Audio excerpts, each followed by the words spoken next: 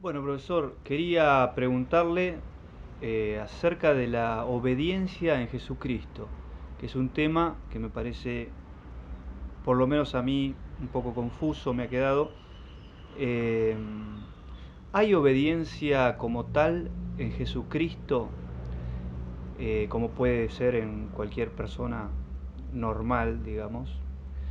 Eh, si la obediencia al superior uno se sujeta en virtud de Dios, que de manera remota aparece ahí como el objeto verdadero de obediencia, que pone a un superior para que sea obedecido, ¿no? No sé si me explico, pero bueno. Sí, sí. En Cristo, ¿cómo es que se sujeta o que obedece a María y José, como aparece en la Sagrada Escritura, siendo que Él es verdadero Dios? ¿No es autosujeción? Es la pregunta. ¿Qué tipo de obediencia hay ahí? ¿Hay verdadera obediencia? Bueno, le dejo a usted la pregunta para que nos aclare un poco este tema. Bueno, es una pregunta muy interesante porque implica entrar directamente en principios fundamentales del misterio de nuestro Señor Jesucristo, ¿no? De su ser y de su obrar. Por eso, antes de empezar a contestar, voy a hacer un breve preámbulo, lo más breve posible, porque hay que tener en cuenta ciertas cosas para llegar a dar cierta respuesta mínimamente fundada sobre ese asunto. En Jesucristo el Señor reconocemos por la fe una única persona o hipóstasis que es la persona o hipóstasis del Hijo unigénito y consubstancial del Padre. O sea, hipóstasis divina, consubstancial y coeterna con el Padre y con el Espíritu Santo. Y esa única hipóstasis o persona metafísica que reconocemos en Jesucristo es el único sujeto metafísico de la naturaleza divina, que es la de esta persona eternamente, y de la naturaleza humana que esta persona asume desde el instante de la concepción de esa naturaleza humana singular en el seno de María Virgen por obra del Espíritu Santo. Esa naturaleza humana, que es la naturaleza humana de Jesucristo, tiene por sujeto metafísico la persona del Verbo eterno y consubstancial con el Padre, del Hijo unigénito del Padre, que es Dios como el Padre. Esto acá no hago más que recordar el misterio de la única persona y la doble naturaleza o esencia o sustancia en Jesucristo el Señor. Dogma de fe que junto con el de la Santísima Trinidad constituye el fundamento y la base de toda la fe cristiana.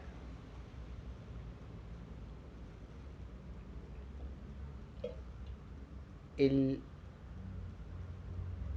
reconocer en Jesucristo dos naturalezas, esencias o sustancias unidas en la única persona del Verbo, implica reconocer que eres verdadero Dios y verdadero hombre, sin confusión y sin separación, como nos enseña el Concilio de Calcedonia.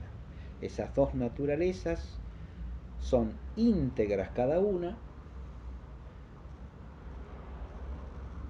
una con sus propiedades, cuando decimos sus propiedades, sus notas propias, ¿no? La naturaleza divina es eterna, es perfectísima, es acto puro. La naturaleza humana es una naturaleza creada, finita, compuesta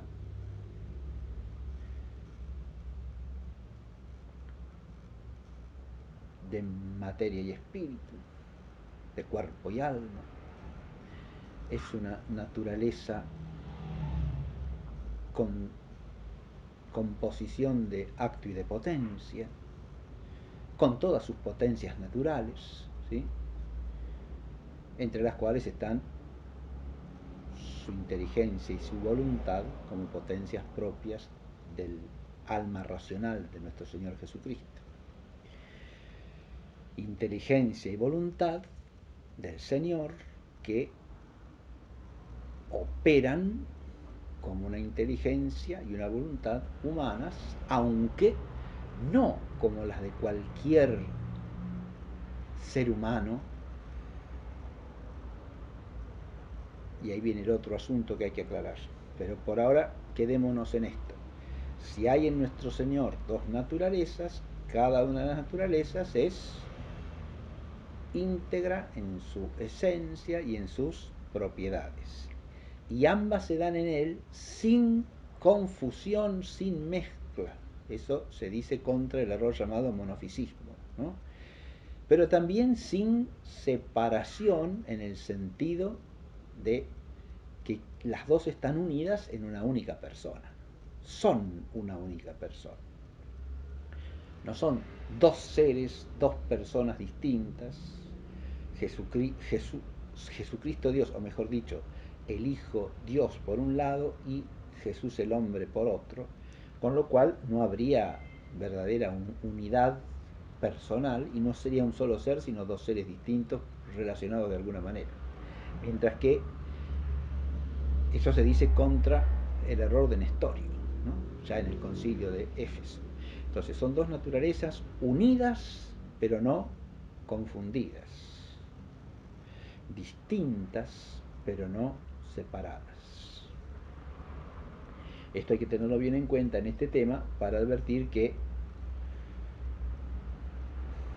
si vamos a hablar de obediencia en Jesucristo, es algo que primero que nada hay que atribuirlo a su naturaleza humana, no a su naturaleza divina. Obviamente, Dios no es un ser que pueda obedecer, porque la obediencia implica en el que obedece cierta inferioridad respecto de aquel a quien obedece, a quien está llamado a obedecer. Una inferioridad que puede ser de distintos tipos, como ya dijimos en la clase, ¿no?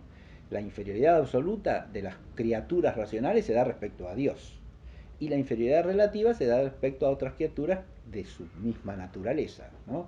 O de otra naturaleza, pero también creadas, como puede ser el caso en que un hombre obedeciese a otro hombre, o un hombre obedeciese a un ángel, o un ángel obedeciese a otro ángel, ¿no? Entonces siempre tiene que haber cierta superioridad entre el que manda y el que obedece, porque la obediencia supone jerarquía, ¿no? En algún orden. Por eso hay obediencia de la autoridad paterna, hay obediencia de la autoridad civil, hay obediencia de la autoridad en cualquier institución, ¿no? Porque el que está constituido en autoridad tiene una superioridad para mandar que implica como correlato la obediencia de los súbditos, de los que están sujetos a esa autoridad. Pero el obedecer es propio, primero que nada, de la criatura. Y como ya dijimos en la clase, de la criatura racional. Las criaturas irracionales no obedecen en sentido propio, porque la obediencia presupone la voluntad racional y el libre arbitrio de la voluntad racional. Y el acto de obedecer es un acto propio de un ser finito, racional. Por eso a Dios mismo no le podemos atribuir obediencia. Ya de aquí podemos sacar una primera conclusión. Jesucristo nuestro Señor puede ser sujeto de obediencia, y distingo, en cuanto es Dios, no, en cuanto es hombre, sí. Es claro esto. ¿Obedece en virtud de qué? Y obedece en virtud de su capacidad humana de recibir mandatos racionalmente y de adherirse con su voluntad a la obligación de cumplirlos y consecuentemente cumplirlos. La voluntad de nuestro Señor Jesucristo puede obedecer, claro que sí. ¿Qué voluntad? La voluntad humana de nuestro Señor Jesucristo. Bien. Si hay que ubicar un sujeto de la obediencia de nuestro Señor Jesucristo, primero es algo de la naturaleza humana. Y segundo, más precisamente, es la voluntad, porque el acto de obedecer es un acto propio del querer voluntario, del querer racional y libre, y esos actos son actos de la potencia volitiva, ¿no? Son actos de la voluntad.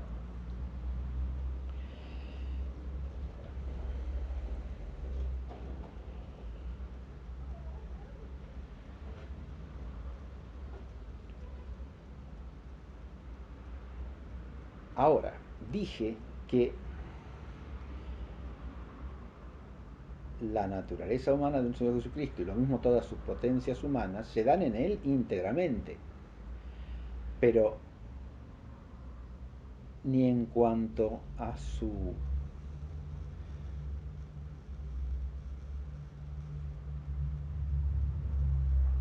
modo de operar, ni en cuanto a su perfección entitativa siquiera, son exactamente iguales que las de cualquier hombre. Expliquemos esto que acabamos de decir. Su humanidad, en su esencia, es una naturaleza humana íntegra y desde el punto de vista de lo que es la esencia del hombre, como naturaleza idéntica a toda otra naturaleza humana, ¿sí? Es decir, hay una identidad de naturaleza. Es una naturaleza humana real y completa.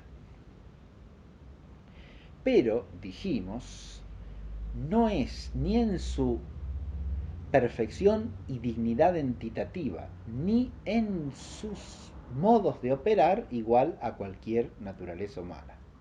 ¿Por qué? Y porque es la naturaleza humana del Verbo encarnado. Así de sencillo y así de misterioso y profundo. La naturaleza humana del Señor es la naturaleza humana de persona divina, mientras que en cualquier otro ser humano, la naturaleza humana es la naturaleza humana de esa persona humana. Y el ser personal es tan creado en cada uno de nosotros como nuestro ser natural, es decir, nuestra esencia y nuestro ser hipostático, o sea, de persona metafísica, es una realidad creada enteramente. Nosotros somos personas creadas, mientras que nuestro Señor Jesucristo es la persona increada del Verbo. Y esa naturaleza humana del Señor Jesucristo pertenece metafísicamente a la persona del Verbo. En virtud de la unión hipostática, esa naturaleza humana, primero que nada, tiene la dignidad personal de la divinidad, porque es naturaleza humana de una persona divina. Segundo, tiene unas perfecciones entitativas, o sea, en el orden del ser, que no tiene ninguna otra naturaleza humana. Perfecciones, la primera perfección del orden del ser es precisamente esa de la unión hipostática. La segunda es la de la plenitud de gracia que recibe por ser la naturaleza humana del Verbo hecho carne. Y tercero, la perfección entitativa que quedan elevadas todas sus potencias humanas. Así, por ejemplo, el que su inteligencia esté siempre dotada de la visión beatífica, a más de la ciencia infusa y de la ciencia adquirida. Y así, por ejemplo, el que su voluntad esté dotada de una impecancia intrínseca, es decir, no poder cometer pecado alguno. Impecancia que en él es intrínseca porque la persona que obra en esa naturaleza humana, con esa voluntad humana, es persona divina, en la que no cabe ni puede caber pecado alguno. Es lo que llama la impecancia metafísica de la humanidad de nuestro Señor Jesucristo.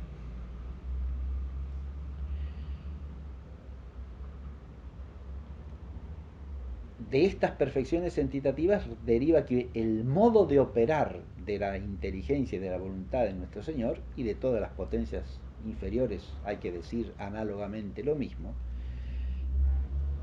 se da con una perfección distinta y superior a la que se da en cualquier ser humano.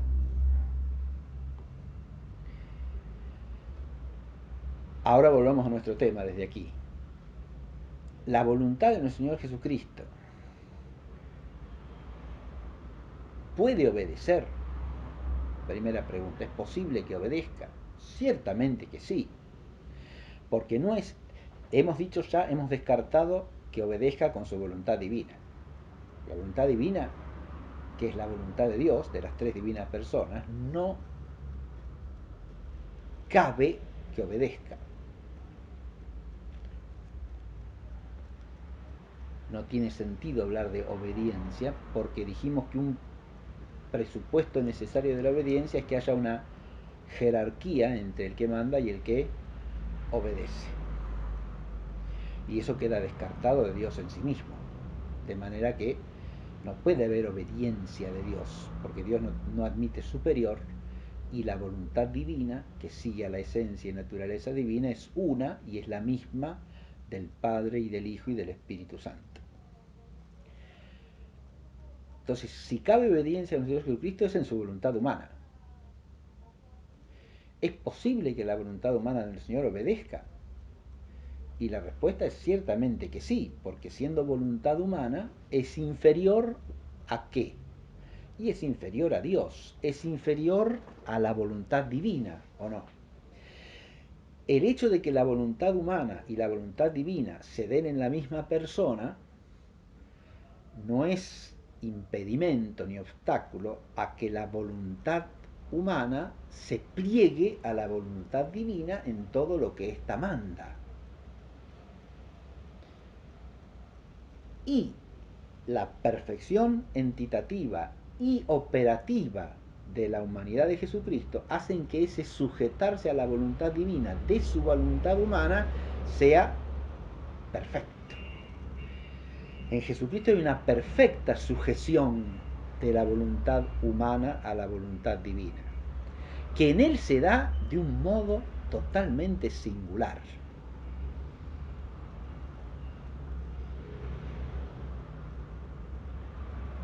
De ahí se sigue una consecuencia. Es imitable la obediencia de nuestro Señor Jesucristo.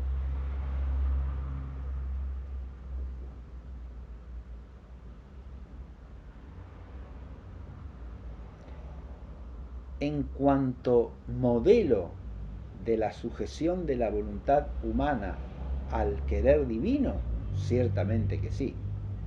En cuanto a su modo de operar, ciertamente que no, porque el modo de darse la operación obediencial en Jesús el Señor es absolutamente singular, único, y no se da en nadie más que en Él.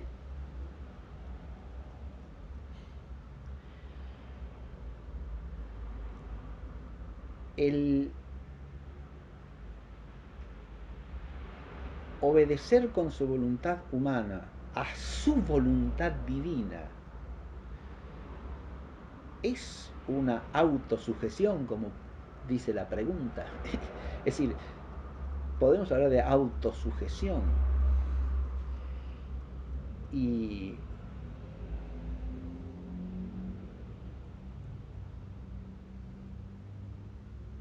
En rigor, la expresión no sería del todo correcta. ¿En qué sentido no sería del todo correcta? En que, bajo cierto respecto, la idea de autosujeción es siempre inaceptable. Porque si alguien se sujeta es a otro, ¿no?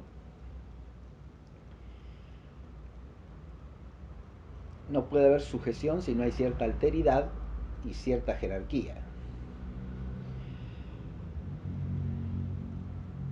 En nuestro Señor Jesucristo hay sujeción, dijimos, de la voluntad humana suya a su voluntad divina. ¿Se puede hablar así? Y sí, hay que hablar así, es correcto eso. Jesús, con su voluntad humana, obedece a la voluntad divina en todo.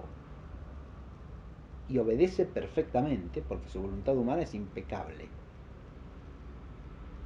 O sea, está dotada de una perfección operativa que la hace incapaz de pecar, porque las operaciones se atribuyen al sujeto y el sujeto es la persona.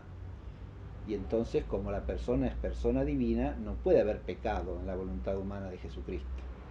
Por lo tanto, en todo lo que debe obedecer a Dios, esa voluntad obedece, ciertamente que sí, y obedece de modo perfecto. Y en ese sentido es modelo de perfecta sujeción de una voluntad humana a la voluntad divina, ¿no? ¿En qué sentido digo que autosujeción no es del todo correcto?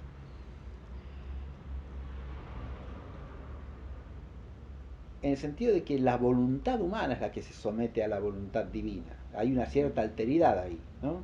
Y solamente hay sujeción en cuanto hay alteridad, dije. Es decir, una cosa es la voluntad divina, otra la voluntad humana. Y la voluntad humana se somete o se sujeta a la voluntad divina. También podríamos decir que la voluntad humana se sujeta a la persona divina. En realidad, la voluntad humana se sujeta a la persona, y se sujeta a Dios y se sujeta al ser personal divino, claro que sí, que en el caso de nuestro Señor Jesucristo es su propio ser personal, en el que están presentes por circunstanciación también la persona del Padre y la del Espíritu Santo. Cuando la voluntad humana de Jesucristo se somete a la voluntad divina, podríamos decir en algún sentido que se somete a sí mismo, y en algún sentido sí, ¿no? La expresión, dije, no es del todo adecuada porque parece crear un círculo vicioso que acá no existe en virtud de la alteridad que hay entre la voluntad humana y la voluntad divina.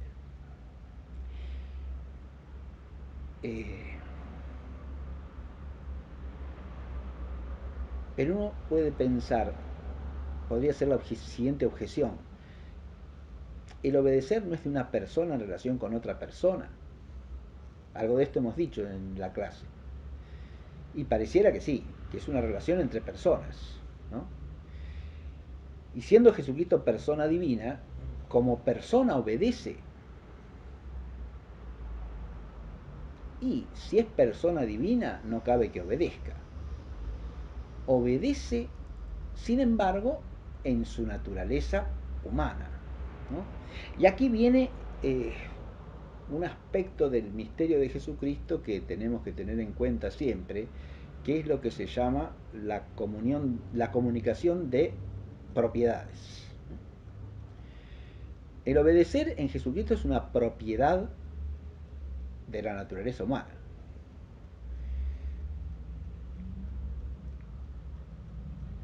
Como es una propiedad de la naturaleza humana en Jesucristo el morir. ¿Murió nuestro Señor Jesucristo en la cruz o no? Ciertamente que sí.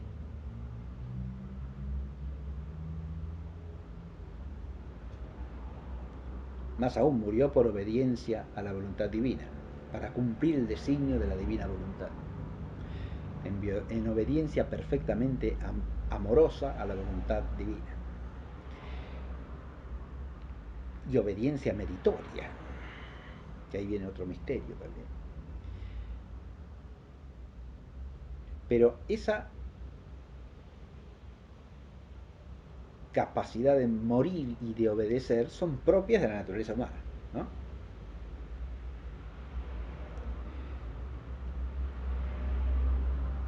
Sin embargo, cabe decir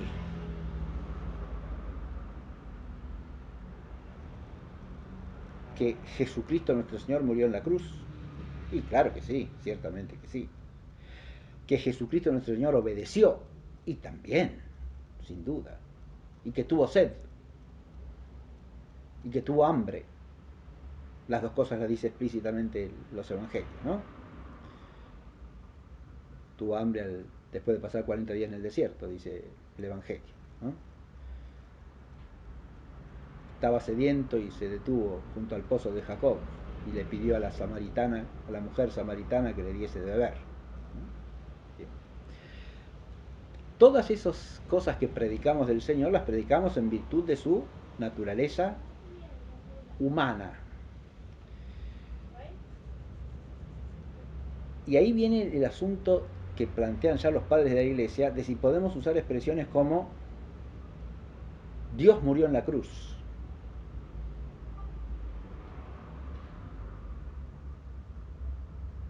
o el verbo unigénito del Padre tuvo sed, o Dios obedeció.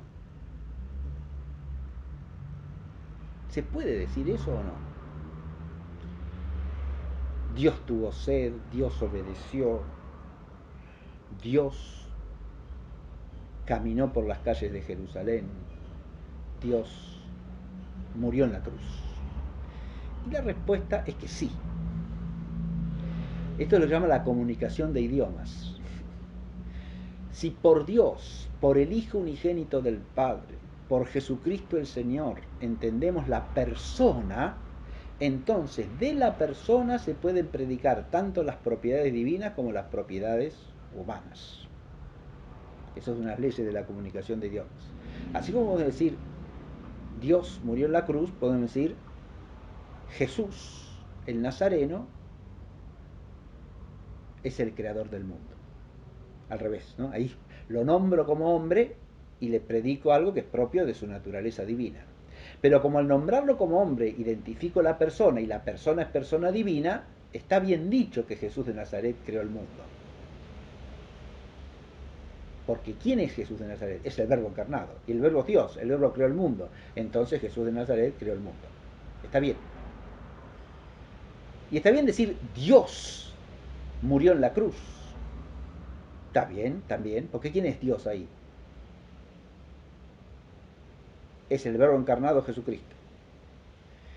Y como es verbo encarnado y tiene naturaleza humana, en virtud de su naturaleza humana murió en la cruz. ¿Quién? Este, que es Dios.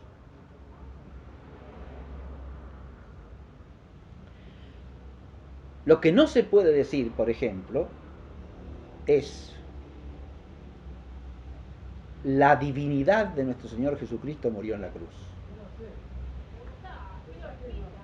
Porque ahí no estoy hablando de la persona como sujeto, sino que estoy hablando de la naturaleza divina, y la naturaleza divina no es mortal. Como no podría decir la naturaleza humana de Jesús creó el mundo, disparate. La naturaleza humana de Jesucristo no creó el mundo, porque la naturaleza humana de Jesucristo no es divino, no es Dios, y por lo tanto no puede crear.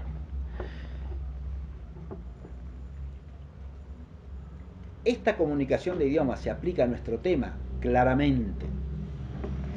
Y voy a la comunicación de idiomas para que se vea en qué sentido podemos y tenemos que decir que Dios obedeció a Dios. Y Dios obedeció a hombres también. Las dos cosas hay que decir. A ver, ¿Jesucristo obedeció a Dios? Ciertamente que sí. Entonces Dios obedeció a Dios. Ahí aparece esa aparente autosujeción. Bien, ahora vamos a aclarar un poco. Pero también es cierto que Dios obedeció a hombres. Nos lo dice claramente el Evangelio según San Lucas. Después del relato del niño llevado al templo al cumplir su mayoría de edad, extraviado por sus padres, porque se queda en el templo mientras ellos vuelven, ¿no? Y después lo hallan en el templo enseñando a los doctores de la ley. Después de ese episodio, Lucas dice que volvieron a Nazaret y el niño les estaba sujeto. Les estaba sujeto. Ahí está predicando la obediencia virtuosa, por supuesto, la obediencia perfectamente honesta y santa y justísima de Jesús, niño, a María Santísima y a San José.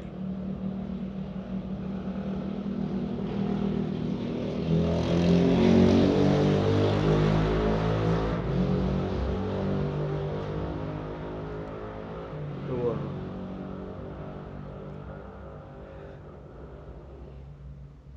Vamos a ir recorriendo estos dos aspectos de la obediencia del Señor. Primero dijimos, se puede decir, Jesucristo obedeció a Dios.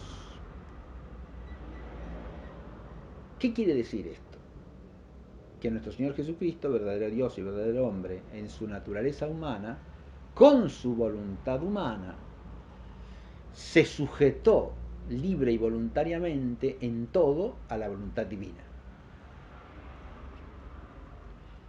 Eso en él se da en unidad de persona. Eso es lo que no puede pasar con ningún otro ser humano. Que esa sujeción se dé al interior de una misma y única persona. Y ahí está el misterio de la relación que tiene la voluntad humana con la voluntad divina en nuestro Señor Jesucristo. En ese misterio cabría hasta cierto punto la expresión de autosujeción, ¿no? Pero es una autosujeción absolutamente posible, absolutamente justa según el orden moral, natural y sobrenatural. Es una sujeción de vida, porque la voluntad humana de Jesús se tiene que sujetar a la voluntad divina, suya o no. Pero evidentemente, así como su inteligencia humana tiene que sujetarse a su sabiduría divina plenamente. No sujetarse, sino estar subordinada a su sabiduría divina. Claramente, ¿no? Esa es una jerarquía interior al misterio de la unidad personal de la naturaleza divina y la naturaleza humana en Jesucristo mismo. Esa unidad personal de las dos naturalezas y por lo tanto de las dos voluntades es exclusiva de Jesucristo. Eso no es imitable, digamos. Eso no es imitable ni se da en nadie más. Esa unidad personal, insisto, de las dos naturalezas y por lo tanto también de las dos voluntades. Recuerdo de pasada que afirmar que en Jesucristo hay dos voluntades y dos operaciones distintas, la operación divina y la operación humana, la voluntad divina y la voluntad humana, es dogma de fe expresamente definido en el Concilio III de Constantinopla contra el monoenergenismo y el monotelismo. O sea que cualquiera que para arreglar este asunto dijese que en Jesús no hay más que una voluntad divina humana o una voluntad mixta de las dos cosas, estaría fuera de la fe católica.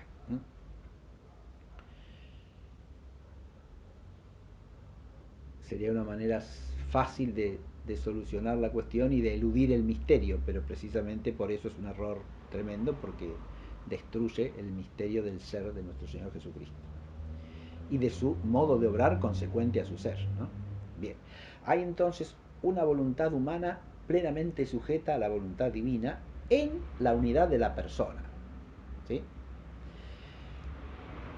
Yo dije que lo de autosujeción no es del todo correcto en el sentido de que no hay una persona que se sujete a otra persona ahí, ¿no? Si nosotros entendemos la obediencia como relación entre personas, acá no hay autosujeción, porque no es que la persona obedece a la persona, ¿no? Es que la voluntad humana se sujeta a la voluntad divina. Y al sujetarse a la voluntad divina obedece a Dios. ¿Está claro? Esa voluntad humana que es suya también, que es del Hijo encarnado, obedece al Hijo, claro. Al obedecer al Hijo obedece al Padre y al Espíritu Santo. Obedece la voluntad de Dios. Ciertamente que sí.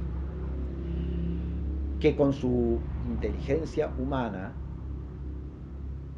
dotada de la ciencia de visión, como dijimos, de la ciencia infusa y de la ciencia adquirida, conoce perfectamente, según Dios dispone que esa voluntad humana conozca. ¿Se entiende? Que esa inteligencia humana conozca. La voluntad humana está iluminada por la inteligencia humana en Jesucristo, ¿no? Inteligencia humana que a su vez está iluminada de una manera totalmente única por la inteligencia divina. Me deja Sí, cómo interrumpirlo no. un minuto Sí, solamente porque estaría bueno que yo le pueda sí, sí, repreguntar. sí, sí. Con relación a esto de el carácter de alteridad que Mm, conlleva el tema de la sujeción, sí. mi pregunta iba más por el lado de se interpone María o José con carácter de alteridad, pero al fin y al cabo es para remotamente obedecer Ah, a bueno, Dios. ahora vuelvo, Ok, ahora voy a María y José. perfecto, Todavía no perfecto. hablé de Ahí María y estaba como José. la... Primero aclaro esto, Sí, ¿por qué? Porque ahí tenemos el punto de partida para responder a eso otro. bueno, A ver, sí, primero tenemos que entender cómo es que obedece la voluntad humana de Jesucristo a la voluntad divina. perfecto, ¿Está claro? perfecto. Que en cierto sentido eso es una autosujeción. Está bien decirlo, en cierto sentido, bajo cierto respecto, que cuál es. En cuanto es la sujeción de la voluntad humana de Jesucristo a la voluntad divina de Jesucristo. Las dos voluntades tienen el mismo sujeto personal, y si una voluntad se sujeta a la otra, en la unidad de la persona es una autosujeción. Pero eso no indica ninguna imperfección, ¿eh? Al contrario, indica que en virtud de esa unidad personal, la sujeción de la voluntad humana es perfectísima a la voluntad divina.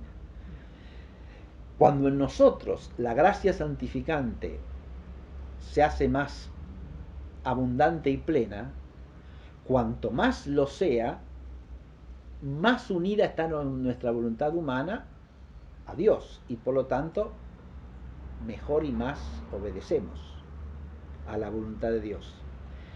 Pero siempre es extrínseca el obedecer, porque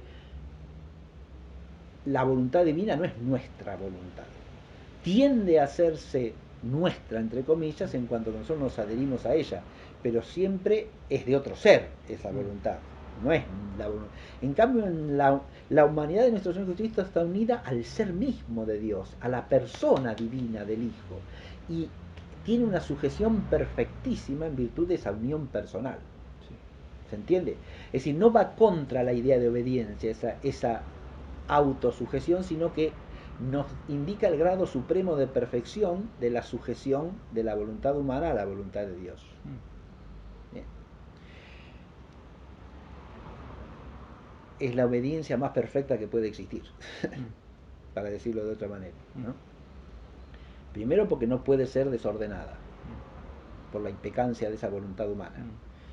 Y segundo porque es plenísima, es decir, no hay resistencia a la obediencia porque esa voluntad humana está unida a la divina en la misma y única persona que es sujeto de ambas voluntades. Claro. Esa voluntad humana tiene el grado sumo de perfección que puede llegar a Exacto, tener. y también la tiene la obediencia. Por eso dije que esa obediencia de Jesús es modelo en cuanto acto de sujeción a la voluntad divina, pero pero no es imitable en cuanto al modo en que opera esa sujeción. Porque el modo en que opera la sujeción deriva de la unión hipostática, que es exclusiva de Jesucristo. Ahora, Jesucristo obedece a hombres también. También, claro, sí. obedece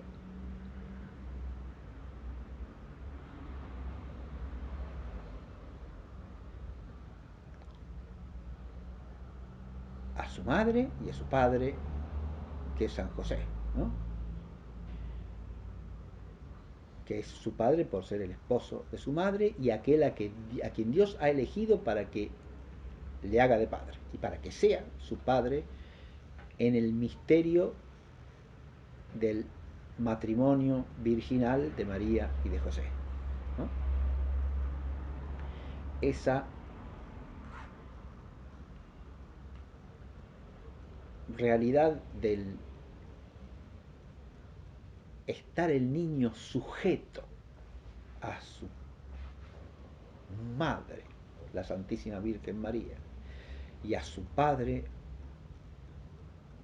por vocación divina y por designación divina, que es San José,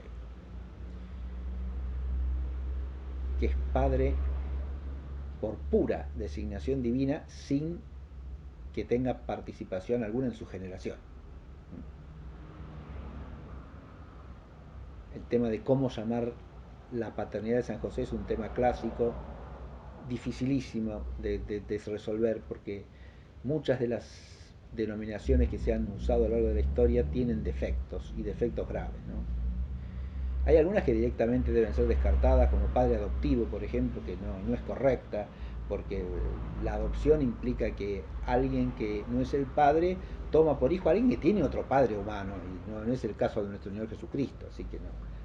Padre adoptivo, padre putativo se ha dicho mucho también, lo tenían por padre, pero tampoco es correcta porque era el padre. Dios lo hizo su padre. Es lo que narra Mateo en el Evangelio, es decir, el ángel se le aparece a José y le dice, tú le pondrás el nombre. Tenemos O unas sea, clases, le da el oficio de padre. Así que tenemos subidas las clases en el canal, de paso digo, si sobre, alguno la quiere ver sobre San sobre José, San José, y muy bien. usted hace una descripción muy, Bueno, muy bueno, buena acerca de este tema. bueno, bueno. Entonces, pero hay una paternidad real, espiritual, moral, de San José sobre el niño, que le da autoridad sobre el niño. Ciertamente que sí. ¿Corresponde que un niño esté sujeto a sus padres o no? Corresponde. ¿Es de ley natural? Claro. Sí. ¿La voluntad humana de Jesús querrá cumplir con la ley natural? Y si es una voluntad impecante, ¿cómo no va a cumplir con la ley natural? Si es una voluntad impecable, ¿cómo no va a querer cumplir con la ley natural? ¿Que es ley de Dios o no? Ciertamente que sí. ¿Está cumpliendo con su propia ley? Ahí venía el problema. Sí, claro que sí, sí. Es así, ciertamente que sí. Pero al hacerse, ahí está el misterio de la encarnación. Al hacerse hombre, esa humanidad suya puede cumplir con su propia ley, con la ley que es suya como Dios. Claro que sí. Es una real humanidad y por lo tanto esa real naturaleza humana hace actos de cumplimiento de la voluntad de Dios, de la ley natural, de la ley divina positiva, de todo mandato de Dios. Claro que sí. Y al cumplirlo, esa humanidad, como dice también la Escritura, eh, crece en estatura y en gracia, o en edad y en gracia. Es decir, no hay un crecimiento de la gracia que la tiene plena desde el principio en cuanto a la perfección misma de la gracia que ha recibido desde el momento de la unión hipostática y de la concepción, sino que se va manifestando progresivamente en el crecer su humanidad, ¿no? Porque no es lo mismo la obediencia de un chico recién nacido, que prácticamente desde su humanidad no pone actos de obediencia a los padres humanos, ¿no? Aunque habría que ver en el caso de Jesucristo cómo se da esto. Si existe una raíz en su voluntad plenamente lúcida de obediencia ya desde el primer instante, ¿no? Sí. Y claro, sí. No llores, nene. Sí, sí. Pero fíjese usted que en el Señor todo es distinto. Eso lo saco. En el modo, no hay problema, en el modo de darse todo es distinto. Y ahí ya entramos en cosas que hay que considerar una por una y que son a veces muy difíciles de responder, ¿no? Pero sabemos positivamente por la Escritura que les estuvo sujeto, entonces obedeció de la manera en que correspondía que obedeciese el Verbo encarnado. Uno puede decir, bueno, pero en el caso de haberse quedado en el templo no es que está desobedeciendo. No, claro que no. Ahí Jesucristo tiene la obligación de obedecer justa y santamente a María y a José, pero al mismo tiempo cumpliendo plenamente la voluntad divina, que es la primera ley de toda voluntad humana justa. Y en este caso Jesús, que ha llegado a su mayoría de edad legal, lo que hace es manifestarles a María y a José a qué ha venido, ¿no? Y ya con conciencia de que tiene la obligación de manifestárselos y con responsabilidad propia para manifestárselos. Recordemos que en la tradición de Israel, al cumplir 12 años, el niño ya pasaba a ser responsable personalmente de cumplir los mandamientos de la Torá. O sea, hasta ese momento que los cumpliese la responsabilidad de sus mayores, de su padre fundamentalmente. Si la cumplía, el mérito era del padre, y si no la cumplía, la culpa era del padre. A partir de ahí, el mérito y la culpa pasan a ser de él, legalmente, digamos, socialmente hablando. ¿eh? Y lo que hace Jesucristo es manifestarles a María y a José, ¿qué cosa? Que Él está en este mundo para cumplir la voluntad de aquel que lo envió, que tiene que estar en las cosas de su Padre. Ahí hay una manifestación clara de su divinidad, ¿no? Y en cuanto Dios no está por encima de María y de José, pero claro que sí. En cuanto Él es Dios, María y José le deben obediencia. Ciertamente que sí. María y José le deben obediencia a Él como persona divina, sin duda alguna. Y ahí vemos también el abismo de abajamiento, de condescendencia que hay en el hacerse hombre Dios, es decir, en la encarnación. Cuando Jesucristo se sujeta a dos seres humanos que son su padre y su madre, se sujeta por condescendencia, claro, sí, sí, pero es una condescendencia justa también, sí, porque como ser humano debe cumplir con la ley natural y esa ley natural le manda obedecer al padre y a la madre y honrar al padre y a la madre, ¿no? Cosa que Jesús hace plenísimamente. Y cuando se manifiesta como dotado de una misión que trasciende a esa obediencia humana de ley natural al padre y a la madre, no queda suspendida la ley natural, sino que al contrario queda confirmada y corroborada en cuanto que él ahí los está honrando supremamente, ¿no? Porque les está manifestando que ese que está sujeto a ellos también es Dios. Es el Hijo unigénito del Padre que tiene que estar en las cosas del Padre. Y que se queda en el templo para empezar a manifestar eso incluso a los sabios del pueblo de Israel. Porque enseñaba a los doctores de la ley que quedaban maravillados ante el niño, ¿no? De modo que ahí Jesucristo está haciendo un anticipo de su manifestación, de la revelación de quién es al pueblo de Israel y de la manifestación de, digamos así, de la jerarquía de obediencia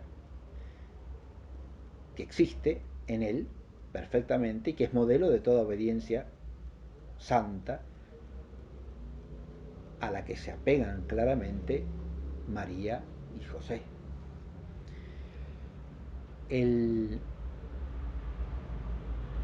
Aquí también tenemos una realidad misteriosa, pero que en la medida en que podemos ordenar un poquito las ideas, se puede empezar a captar en alguna medida, ¿no? En algún aspecto por lo menos, ¿no? Sin prescindir de su trasfondo extraordinario, misterioso y sublime, ¿no? Que nos trasciende en cuanto nos acercamos un poquito, porque tenemos que acordarnos de que no estamos hablando de una realidad cualquiera, sino de la realidad del Verbo encarnado y redentor, que es Jesucristo el Señor. Entonces la obediencia en Él es estarle sujeto a su padre y a su madre, es estar ordenado bajo ellos, ¿no? Como es el término griego que figura en el Evangelio, que quiere decir eso, ¿no? Estar ordenado bajo.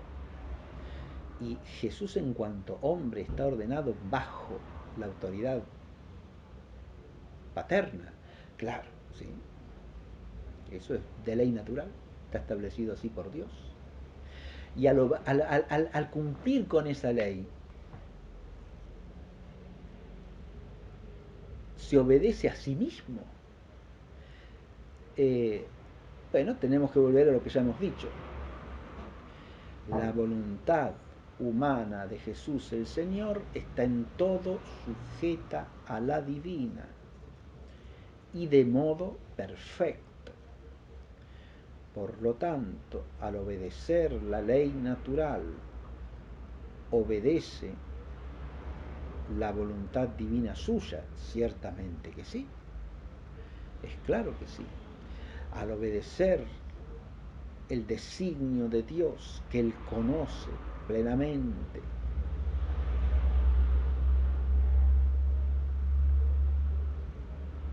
está sujetándose a la voluntad divina que es suya, ciertamente que sí.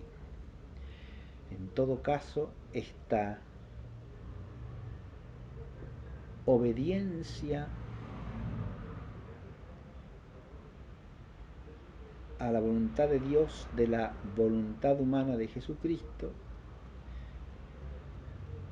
como dijimos al hablar de la obediencia directa de la voluntad humana de Jesús a los mandatos del Padre, al designio divino, cuando se refiere a la obediencia a otra persona que es persona humana, implica su sujeción en cuanto que Él tiene naturaleza humana, porque es en virtud de esa naturaleza humana que está llamado a cumplir actos de obediencia humana conformes a la ley de Dios, e incluso conforme a la ley de los hombres en cuanto ésta esté bajo la ley de Dios y sea justa y se ejerza por autoridad legítima, como puede ser el caso de las autoridades civiles que hay en ese momento en Palestina.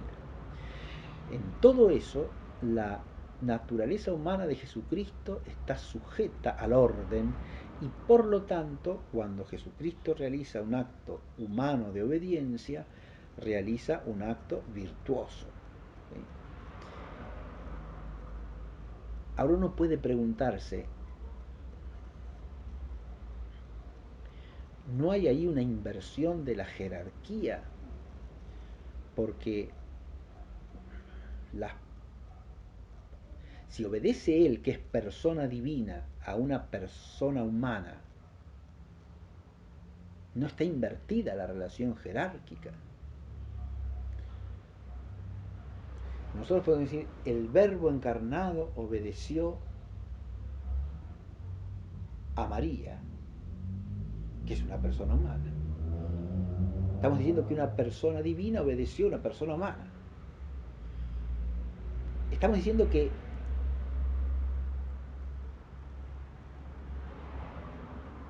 Dios obedeció al hombre. Y está bien eso. ¿O es un desorden? ¿Cómo que Dios obedeció al hombre? Y si Jesús obedeció a María, si Jesús obedeció a José, si Jesús obedeció a la autoridad romana en Palestina,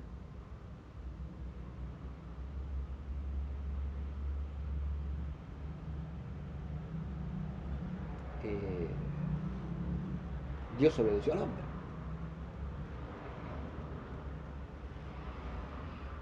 Ese Dios obedeció al hombre, se puede decir, sí señor, pero por comunicación de idiomas. ¿Cómo por comunicación? Claro, por comunicación de idiomas, ¿qué queremos decir? Ahora eso es lo otro que aclaré hace un rato, ¿no? Dios obedeció a un hombre, o Dios obedeció a hombres. Es correcto. Lo que no podemos decir es la divinidad obedeció a un hombre. Ah, no, no, no, no, no. No. Porque Dios obedeció al hombre es verdadero en cuanto pasa por el misterio de la encarnación. Es decir, en cuanto entendemos lo siguiente, que con Dios hablamos ahí de Jesucristo el Señor, verdadero Dios y verdadero hombre. Y por lo tanto, capaz de obedecer en cuanto hombre, pero de tal manera que puedo atribuir al sujeto personal divino la operación humana. Entonces digo que Dios obedeció. O sea, Jesucristo en cuanto hombre obedeció. Jesucristo en cuanto hombre obedeció a hombres, sí señor. Pero Jesucristo no es Dios, sí, entonces Dios obedeció a hombres. Al decirlo así decimos una verdad. Y ahí de nuevo nos topamos con el misterio del abajamiento que se da en la encarnación. Eso que se llama el anonadamiento, la kenosis que supone la encarnación. Se anonadó a sí mismo, dice, siendo de condición divina, el Hijo se anonadó a sí mismo, esto es San Pablo, ¿no? Tomando la condición de siervo. Y precisamente la epístola a los hebreos dice que siendo Dios aprendió en su humanidad a obedecer, ¿no? Es decir, adquirió la experiencia de la obediencia en su humanidad, siendo personalmente Dios. Ahí tenemos un misterio abismal. Querer reducir esto a términos de experiencia humana es absurdo, ¿eh? Los que más se pueden aproximar a cierta intelección de esto son los místicos, en cuanto están tan profundamente unidos a Dios por el amor, que en ellos la humanidad es como un instrumento de la divinidad, ¿no? Pero es nada más que una experiencia análoga en todo caso, y remotamente análoga, porque la humanidad de Jesucristo es la humanidad personalmente unida al Verbo. Es decir, es una humanidad que hipostáticamente es de persona divina. Y es claro que al adquirir naturaleza humana, el Señor aprendió lo que significa obedecer, ¿no? Porque el Hijo, en su humanidad, obedeció. Y en su humanidad padeció las consecuencias de la perfecta obediencia al Padre. Y nos las manifestó a todos nosotros. Y con claridad nos enseñó que para poder ser discípulos suyos teníamos que asumir nuestra parte en ese misterio, ¿no? En ese misterio de la cruz. El que no tome su cruz y me siga no puede ser mi discípulo.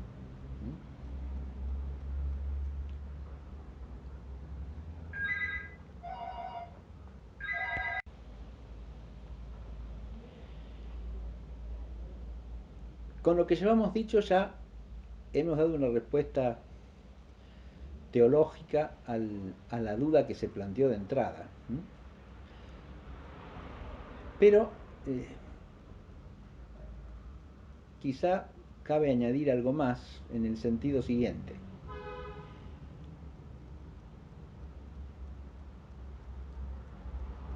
Puede parecer a veces que para que haya auténtica obediencia, tiene que haber una gran distancia entre el que manda y el que obedece, y además lo que es mandado tiene que resultar de alguna manera algo que uno solo hace porque se le manda, y que si no, no lo haría.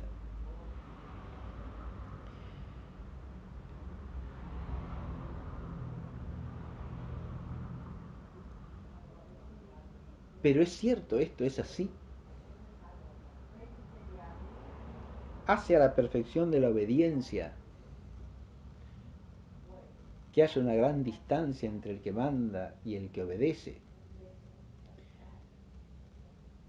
Digo esto porque, claro, en nuestro Señor Jesucristo, la distancia que hay entre una persona que manda y una persona que obedece no existe, ¿no?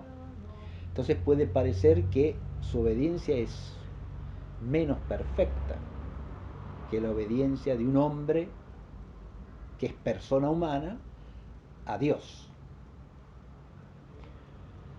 cuando hemos dicho que es más perfecta.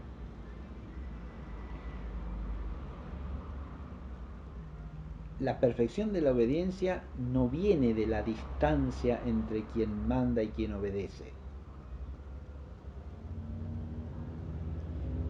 La perfección de la obediencia está en el fondo en que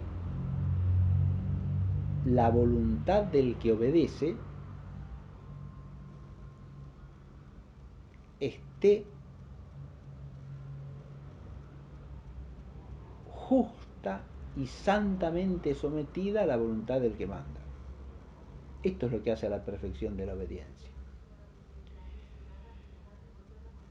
Y esa relación de plena sujeción justa y santa, ¿se da entre la voluntad humana de Jesús y su voluntad divina? Claro que sí, es lo que se da de manera perfectísima en ese caso. Y en ningún otro caso se da tan perfectamente como allí.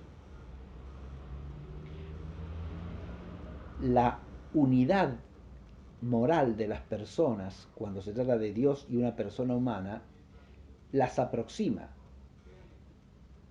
Las aproxima, por ejemplo, la plenitud o la abundancia de gracia que la persona humana pueda recibir. ¿Por qué? Porque la asemeja más a Dios. Y entonces su obediencia, ¿cómo se hace? ¿Más o menos perfecta? Y más perfecta. ¿Se entiende? Esa proximidad en Jesucristo es máxima. Y por lo tanto dispone máximamente a la voluntad humana de Jesús a ser obediente. Justamente y santamente obediente. La obediencia es más perfecta cuando al que obedece le cuesta obedecer. Eso tampoco es cierto. Sino el que tiene una virtud acendrada no tendría una obediencia menos perfecta que el vicioso, claro, cuando obedece. Y no es verdad eso. De hecho, el obstáculo intrínseco para obedecer, o sea, el obstáculo que viene de la propia voluntad, es siempre una imperfección. Otra cosa es lo arduo del obedecer que conlleve asumir las consecuencias penosas de la obediencia. De nuevo, eso en Jesucristo se da máximamente, porque asume unas consecuencias penosas que no le corresponde a él personalmente, porque siendo él impecable e impecante, todo eso penoso que es pena del pecado le es ajeno, pero lo asume por amor al hombre al que va a redimir. ¿Se entiende? La consecuencia penosa de la obediencia tampoco está ligada intrínsecamente a la perfección de la obediencia, ¿sí? Pero sí puede decirse que en eso se prueba la disposición a obedecer, ¿no? Se prueba en el sentido de que pareciera más fácil obedecer cuando no se siguen consecuencias desagradables que cuando se siguen consecuencias desagradables, ¿no? El hombre tiene la capacidad de preverlas, de ver que vienen, ¿no? Y entonces cuando obedece a pesar de que sabe que eso le va a costar, parece que hay un mérito adicional, ¿sí? De que sí sabe que la obediencia no le va a traer ninguna consecuencia desagradable, sino que es al mismo tiempo deleitable. Pero en eso simplemente lo que se juega es la oposición que puede haber entre la voluntad como elección y la voluntad como naturaleza, como dice Sócrates. Es decir, la tendencia natural del hombre a roír lo que es arduo, ¿no? A lo que es, y sobre todo lo que es doloroso y penoso, y la voluntad como elección libre, deliberada, consciente. Cuando la voluntad asume la elección aún con la consecuencia penosa, entonces ahí queda de alguna manera probado que esa elección es plenamente libre, ¿no? Porque, y que no es interesada, digamos así, y que no es una elección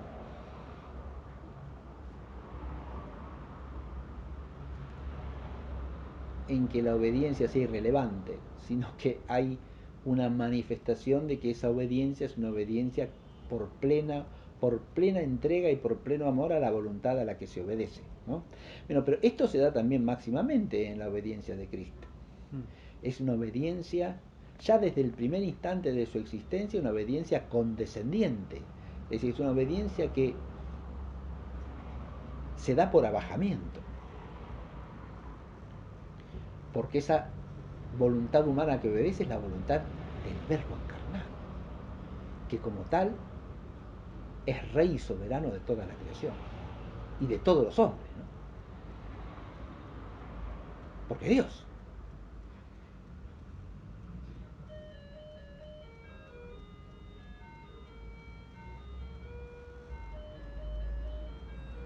Pero es Dios el que quiere ese misterio y lo quiere para la redención del mundo y para la instauración del reino del Hijo, para que por el Hijo, con el Hijo y en el Hijo toda la creación le dé gloria y alabanza por los siglos de los siglos. ¿Se ve? Este, este misterio de la encarnación y del abajamiento que implica, obviamente, nos salen al encuentro cuando hablamos de la obediencia de nuestro Señor Jesucristo. Si no nos sale al encuentro es porque no entendemos que hay un misterio ahí, ¿no? Y lo reducimos al Señor a un mero hombre, o hacemos de su humanidad una apariencia y por lo tanto la obediencia es puramente aparente y no es real. En cualquiera de esos dos casos estamos suprimiendo el misterio de Jesucristo y de nuevo estamos negando la verdad de la fe, ¿no? Pero si la asumimos completa, nos sale al encuentro claramente el misterio, con todos sus aspectos, ¿no? El de la unidad de la naturaleza divina y la humana en la única persona, el de la sujeción de la naturaleza humana a la divina en todo, de la sujeción de la voluntad humana a la divina plenamente, con perfecta santidad, perfecta justicia y por lo tanto perfecta obediencia, obediencia santísima y justísima siempre. Y también el misterio del abajamiento. ¿Por qué? Porque Dios mismo obedece a hombres. Los obedece no con su voluntad divina, sino los obedece en su voluntad humana, ¿no? Pero una voluntad humana que está sujeta en todo a la divina y que al obedecer a hombres es fiel a la voluntad divina a la que está sujeta. Por eso obedece con el límite justo de la santidad, no obedece más allá de eso, nunca. Y cuando tiene que manifestar su divinidad y mostrar que está por encima de la autoridad humana, lo hace. ¿Sí? Eso lo vemos en el Evangelio siempre, ¿no? Cuando el Señor quiere manifestar su superioridad sobre toda autoridad humana, lo hace.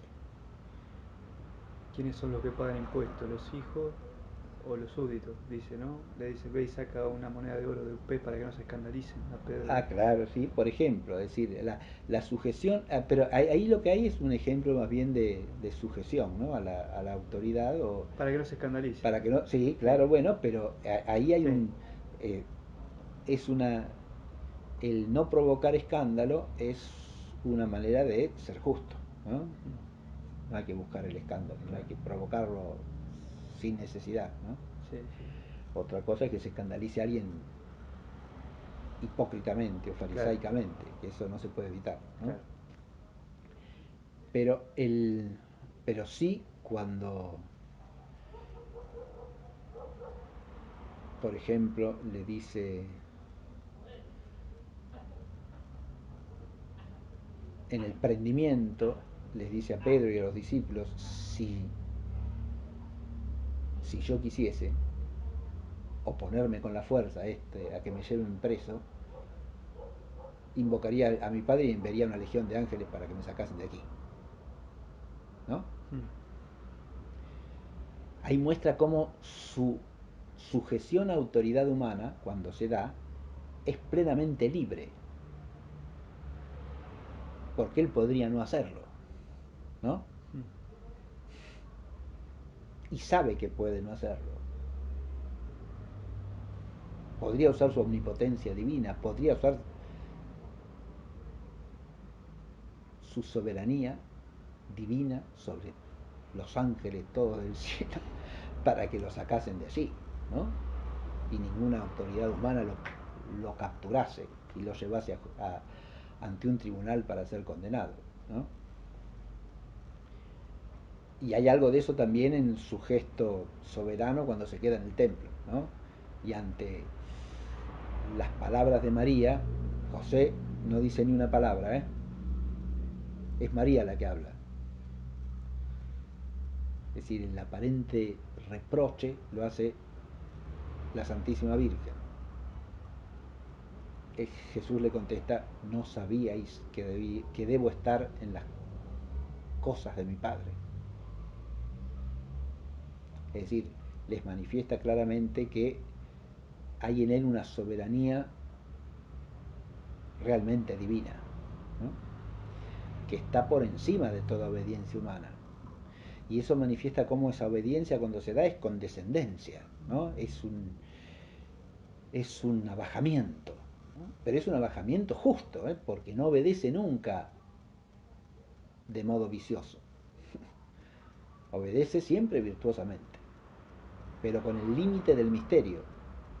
No es que en todo esté sujeto a hombres. No, claro, si es Dios, ¿cómo va a estar en todo sujeto a hombres? El hecho de que se sujete a hombres es, insisto, es parte del misterio de la encarnación, es parte de ese abajamiento voluntario de la divinidad, ¿no? Que se da en la encarnación del Verbo. Esto tiene cierta analogía posible en la vida cristiana. Y bueno, el voto de obediencia religiosa de alguna manera participa de esto, ¿no?